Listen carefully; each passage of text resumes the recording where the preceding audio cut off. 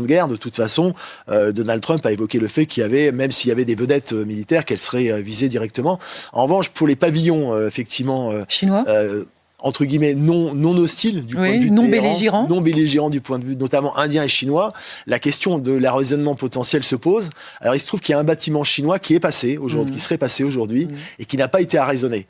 Donc on sent bien que c'est un point central parce que évidemment derrière il y a un conflit potentiel ouvert avec la Chine. Alors justement, la Chine est accusée par, je crois, le renseignement américain de livrer du matériel. Que sait-on du rôle de la Chine dans ce qui se passe? Elle a une influence importante. Elle a une grande influence, d'abord parce qu'elle a des intérêts très majeurs dans cette région. 14% de ses importations viennent de Téhéran, qui lui vend du pétrole décoté, mais qui permet évidemment à Téhéran d'avoir des rentrées financières.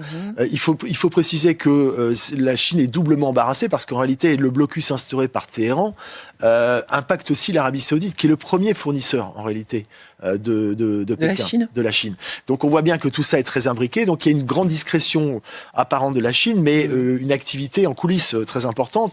On le sait par rapport aux négociations qui se sont déroulées à Islamabad, puisque à travers le Pakistan, c'est aussi la Chine qui parle d'une certaine manière aux interlocuteurs qui sont présents.